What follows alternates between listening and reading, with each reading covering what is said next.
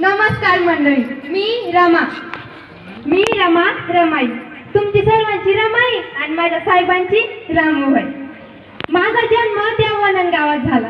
गावात तसं वनन वय कुठं मोठं घरी गावात त्या कुठं मोठ्या गावात त्या कुठं मोठ्या घरातलं एक छोटंसं घर माझं वय. त्या छोट्याशा घरामध्ये मी, माझा बा, माझी आई आणि माझे 2 भावंड आम्ही एवढं राहायचो बघ. माझा जन्म खूप गरीब घराण्यात झाला होता बघा. आम्हाला खूप कष्ट करावे लागायची. माझ्या बाला, माझ्या आईला खूप कष्ट करायला लागायची बघा. तेव्हा कुठं आमचं पोटला अन्न भेटायचं वय. माझी आई ही गावातलं शेण गोळा करून गवऱ्या थापून त्या विकायची आणि माझा बा हा रोज मजुरी करायचा बघा. असं आमचा परिवार चालू होता वय. एक दिवस काय झालं बघा, माझी आई ना तिची तब्येत बिघडली. मग तिने डायरेक्ट खाट धरली. मग खाट धरली म्हणल्यावर समजी कामी मला करावं लागायची बघा. माझ्या आईनं माझ्यावर खूप चांगले संस्कार केले होते बघा. मला समधी कामे शिकविली होती. मग मी स्वयंपाक करायची, धुणी करायची, भांडी करायची आणि माझ्या आईची काळजी घेऊन गावात जाऊन शेण गोळा करून त्यात गवऱ्या विकायची बघा. आणि काय एक दिवस ना माझ्या आईची तब्येत खूपच बिघडली बघा. मग माझ्या बाला वाटलं आपण माझ्या बानं माझ्या काकाला बोलविलं, माझ्या मामाला बोलविलं. माझा मामाही आला आणि माझा काकाही आला बघा. माझा मामा आला, दारातच उभा आहे तर माझ्या आईला बघून ढस्सा ढस्सा रडू लागला. हो, ढस्सा ढस्सा रडू लागला. माझ्या आईनं मला तिच्या खाटीजवळ बोलविलं. मी गेली. मला असं सुंदर स्पर्श केला ना बघा. मला लय भारी वाटलं. मला माझी आई म्हणाली, रमे, तुझ्या 2 भावंडांचा चांगला सांभाळ कर बाई. असं म्हणतात तो सुंदर स्पर्शचा हात खाली पडला बघा. तेव्हाच मला कळालं होतं की माझी आई ही मला सोडून गेली. मला आई नाही राहिली. पण आईला दिलेला शब्द होता बाई. मग काय, मी रोजच्याच प्रमाणे स्वयंपाक करायची, धुणी करायची, भांडी करायची, गावात जाऊन शेण गोळा करून गवऱ्या थापवायच्या आणि त्याच विकायची बघा. असंच आमचा परिवार वय. एक दिवस काय झालं बघा, माझा बाळा पण फाटीवर पडला. त्याची पण तब्येत बिघडली वय. मग माझ्यावर तर लय जबाबदारी आली.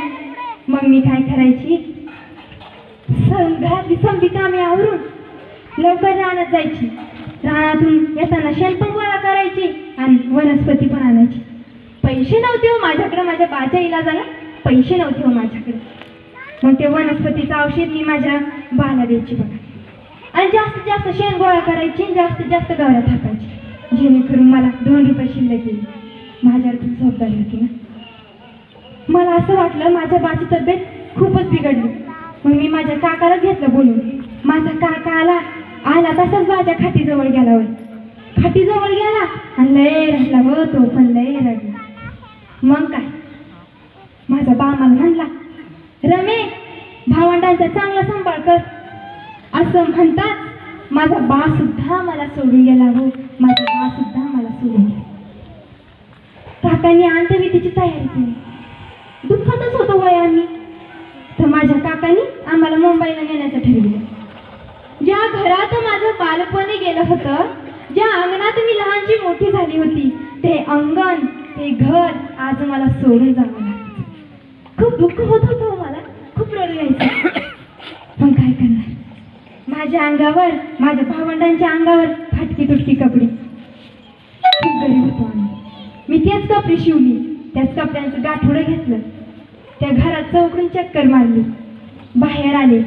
बाहेर आले तसेच फक्त एकदा त्या घराकडे फिरून बघितलं बाई मी. परत बघितलं नाही. पुढं काका, मध्ये 2 भावंड आणि मागं मी. तसंच आलो मुंबईत आलो. मुंबईमध्ये आनंदाने राहू लागलो बाई. माझ्या मामानं लय स्थळ बघितले माझ्यासाठी, पण एका मुलगा हा म्हणत नव्हता बाई मला. पण एक कुठल्या तरी गावाचा एक रामजी नावाचा काका होता बाई. त्यांच्या मुलाचं लग्न करायचं होतं. मग त्यांना असं माहीत झालं त्या वनन गावातली एक रामा नावाची अनाथ मुलगी आहे बाई. ती मुंबईला तिच्या मामीजवळ राहते. मग असं म्हणतात.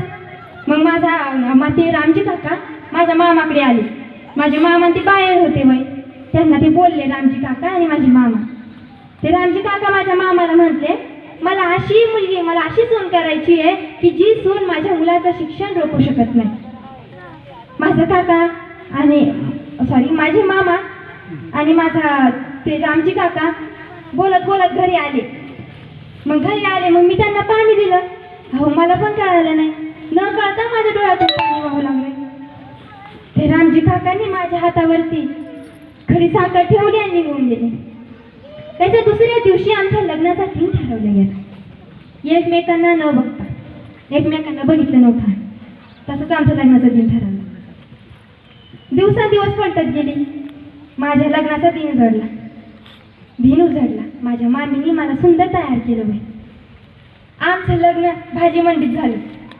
त्या भाजी मंडीत माशांचा वास. आमचं लग्न असं झालं बघा, ते भाजींच्या एका खोक्यावरती मी उभी आणि दुसऱ्या खोक्यावरती नवरी उभी, आणि त्याच खोक्याच्या खालून मरणाचं गटार वाळायचं. ते गटार वाळायचं, लोकांनी नाकाला फडकी लावली, आणि त्याच अवस्थेमध्ये नवरदेवानी मी हातात माळ घेऊन उभा.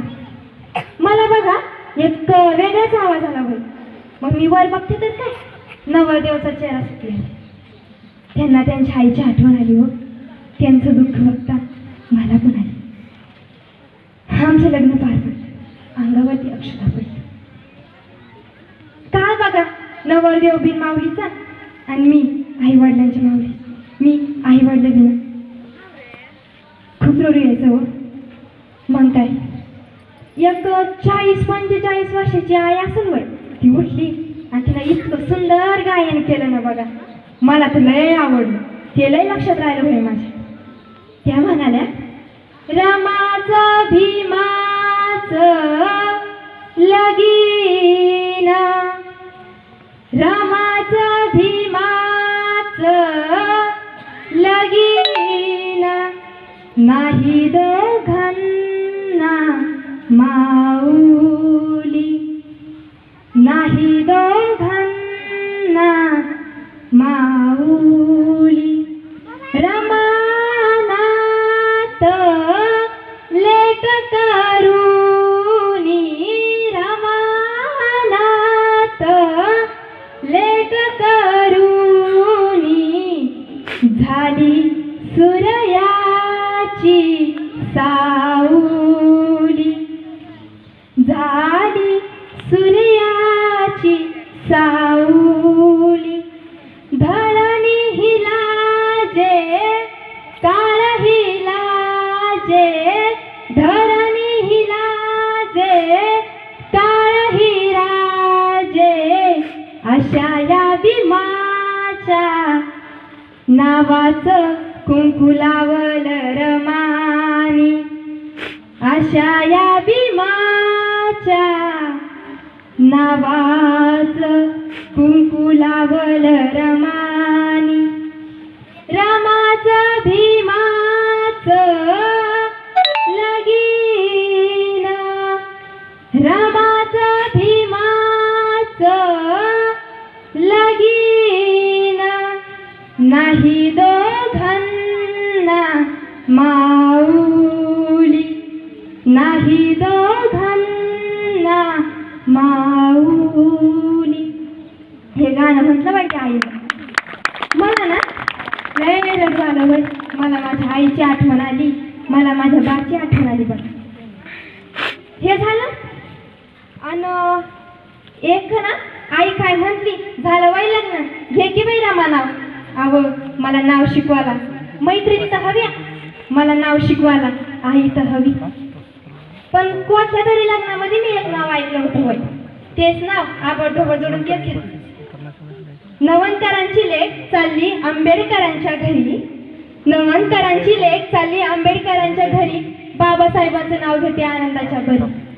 हेच नाव गेलं बघा मी तिथं. आमचं लग्न झालं. वाट लावण्यासाठी मामा मामी काका काकू हे पण होते भाई. मी मामीच्या गळ्यात पडून लय रडले, कारण की तेव्हा मला माझ्या आईची आठवण, तेव्हा मला माझ्या बाची आठवण. मी म्हणायची, आई तुला मला नवरी म्हणून बघायचं होतं ना, आज मी झाले ग नवरी.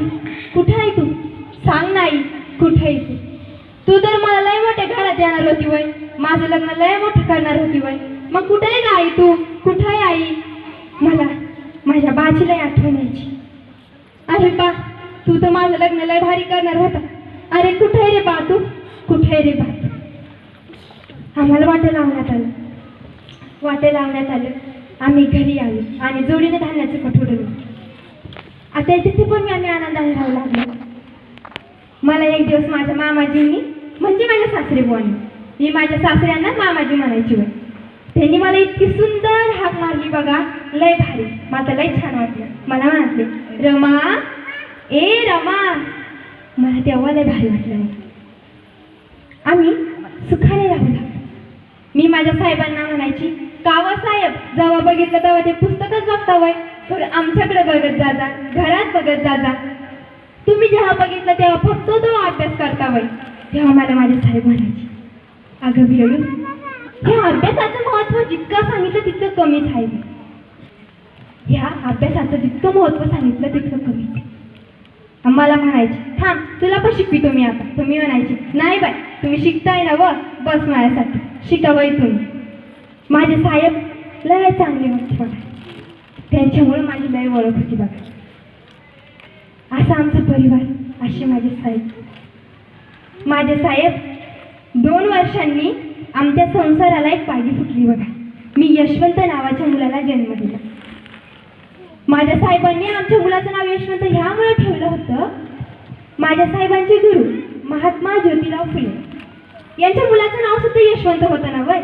माझ्या साहेबांनी असं ठरविलं की माझे गुरु महात्मा ज्योतिराव फुले यांच्या मुलाचं नाव यशवंत आहे, तर मी माझ्या गुरुच्या मुलाचं नावच माझ्या मुलाचं नाव ठेवीन. मी म्हटलं, ठेवावं, तुम्हाला आवडेल ते नाव ठेवा. मग आम्ही यशवंत नाव ठेवलं. माझे साहेब हे परदेशी शिकण्यासाठी गेले होते. बॅरिस्टर व्हायचं वय होतं त्यांना, लय स्वप्न होतं त्यांचं. ते जेव्हा तिकडे गेले, अख्खा मनाचीच गोष्ट, जे शिक्षण 5 वर्षात पूर्ण करायचं ते शिक्षण माझ्या साहेबांनी फक्त 2 वर्षात कम्प्लीट करून दाखवलं. फक्त 2 वर्षात कम्प्लीट करून दाखवलं. जेव्हा माझ्या साहेबांना घरी यायचं होतं ना, तेव्हा मग गावातल्या लोकांनी सत्काराचा कार्यक्रम ठेवला त्यांचा. आता सत्काराचा कार्यक्रम ठेवला म्हणल्यावर मग गावाच्या लोकांनी ठरविलं की बाबासाहेबांची बायको रमा हिला पण बोलवायचं सत्काराच्या कार्यक्रमात. मला बी बोलवलं. अहो, जेव्हा माझे साहेब हे बॅरिस्टर होण्यासाठी गेले होते ना, तेव्हा माझे सासरे बुवा, माझे मामाजी हे सुद्धा मला सोडून गेले. मग माझ्यावरती लय जबाबदारी आली होती बाई. नेसायला मला नाती नव्हती सुची. मग काय, माझे साहेब जेव्हा इकडे आले, मग मी त्याने सत्काराचा कार्यक्रम ठेवला होता ना वय, त्यात मला बोलविलं. माझ्या अंगावरती सुईची नाटी पण नव्हती. अहो, मी चिंतित पडले. आता इतका मोठा कार्यक्रम होय आणि त्या कार्यक्रमामध्ये असं लुगडं घालून जाऊ का मी? मग तेवढ्यातच माझ्या लक्षात आलं, त्या पेटीमध्ये माझ्या साहेबांचा फेटा आहे. मग मी गेले, पेटी उघडली, फेटा घेतला, घेऊन असं कार्यक्रमात गेले. तिथून आलो, माझे साहेब मला बोलले, काय बरं मी, तुला काय कपडे नव्हते, तुला काय नाटी नव्हती वय, असं लुगडं असं फेटा नेसून आली का ग तू? छान कपडे नेसून यायचे होते. मी तुला दिलेले पैसे, त्या पैशाचं काय केलं वय तू? सांग ना, काय केलं तू? मी काय केलं मग? नाही म्हटलं, चला वय साहेब मागायच्या खोलीत. मी त्यांना घेऊन मागायच्या खोलीत गेले आणि म्हटलं, पेटी उघडली. त्या पेटीतून त्या पेटीतून पाट काढला आणि गाडी खाली. मी म्हटले, काय गं, तुला विचारतो काय, मी दाखवते काय? मी आला, थांबा की सांगते की तुम्हाला तुम्ही दिलेल्या पैशाचं मी काय केलं. म्हटलं, हे बघा हा पाट. त्या पैशाचा मी पाट घेतला आणि त्या उरलेल्या पैशाची मी गोदर. ते म्हणले, हेच काय घेतलं तू? वेळेला हवं तुम्हीच सांगा. एवढा मोठा बॅरिस्टर आणि ते जेवायला खाली बसून वय, त्यासाठी मी तुमच्यासाठी पाट आणला. आणि हे सांगा, एवढा मोठा बॅरिस्टर आणि त्या राहिली. माझ्या साहेबांच्या डोळ्यातून अश्रू येऊ लागले हो, अश्रू येऊ लागले. मला म्हटले, रमे, माझं भाग्यवर तुझ्यासारखी बायको मला भेटली. मी म्हटलं, अहो, माझंच नशीब होय इतक्या तुमच्यासारख्या सूर्याच्या नावाचं कुंकू मला लावण्यासाठी भेटलं. मी जर गावात गेली की बाई एकमेकींना म्हणतात की बाबासाहेब बॅरिस्टर आहे ना, त्याची बायको आहे ती. मी सांगायची गरवाना वय मीच त्या बाबासाहेब बॅरिस्टरची बायको रमा भीमराव आंबेडकर. मला आनंद व्हायचा वय. मला जेव्हा असं म्हटले की मला लय आनंद व्हायचा बाई. असं आमचं परिवार. माझ्या साहेबांनी निश्चित केलं होतं वय की आपण मुंबईमध्ये 2 जागा घ्यायच्या. त्यांचं स्वप्नच होतं ते. मग त्यांनी मुंबईत 2 जागा घ्यायच्या ठरवल्या आणि एका ठिकाणी हाफीज बांधायचं ठरविलं आणि एका ठिकाणी घर बांधायचं ठरविलं.